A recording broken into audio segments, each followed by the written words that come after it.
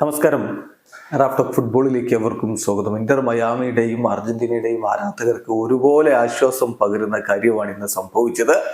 Leo Messi പരിക്ക് മാറി കളിക്കളത്തിലേക്ക് തിരികെ എത്തിയിരിക്കുന്നു. കോപ്പ അമേരിക്ക അടുത്തു വരുന്ന ഘട്ടത്തിൽ ഓരോ താരങ്ങളുടെയും പരിക്കും മറ്റുമൊക്കെ വലിയ ആശങ്കയാണ് ആരാധകർക്ക് സമ്മാനിക്കുക. എന്തായാലും മെസ്സി പൂർണ്ണ ഫിറ്റായിക്കൊണ്ട് തന്നെ കളിക്കളത്തിലേക്ക് എത്തി. അദ്ദേഹം ഇന്ന് കളിച്ചു. ഇന്റർ മയാമി വിജയ വഴിയിലേക്ക് തിരികെ എത്തുകയും ചെയ്തിരിക്കുന്നു. മോൺട്രിയലിനെതിരെയുള്ള മത്സരത്തിനിടയിൽ ലഭിച്ച നോക്ക് കാരണമാണ് ഓർലാൻഡോ സിറ്റിക്കെതിരെ മെസ്സി കളിക്കാതിരുന്നത്. ആ കളി ഗോൾ രഹിത സമനിലയായിട്ട് അവസാനിക്കുകയും ചെയ്തു. എന്നാൽ ഇന്നത്തെ മത്സരം DC യുണൈറ്റഡിന് ഏകപക്ഷീയമായ ഒരു ഗോളിന് ഇന്റർ മയാമി പരാജയപ്പെടുത്തി. കമ്പാനയാണ് മയാമിയുടെ വിജയ ഗോൾ കണ്ടെത്തിയത്. ഇന്റർ മയാമിയുടെ മൈതാനത്ത് വെച്ച് നടന്ന മത്സരത്തിൽ അവരുടെ മുന്നേറ്റങ്ങൾ നയിച്ചുകൊണ്ട് ആദ്യ 11-ൽ ലൂയി സുവാരസും ലിയോ മെസ്സിയും റോജസും ഒരുമിച്ചാണ് അണിനിരുന്നത്.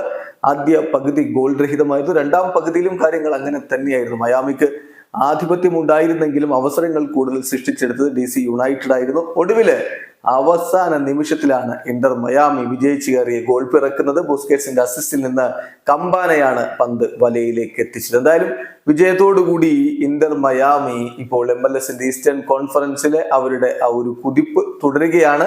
ഇപ്പോഴും അവര് ഒന്നാം സ്ഥാനത്ത് തന്നെ നിൽക്കുന്നു. 15 കളികളിൽ നിന്ന് 31 പോയിന്റാണ് അവർക്കുള്ളത്. രണ്ടാമതുള്ള സിൻസിനാറ്റിക്ക് 14 കളികളിൽ നിന്ന് 30 പോയിന്റാണ്. വീഡിയോ അവസാനിക്കുന്നത്. ഫുട്ബോൾ ലോകത്തെ കൂടുതൽ വിശേഷങ്ങളുമായി റാഫ്റ്റോക്സ് വീണ്ടും എത്താം.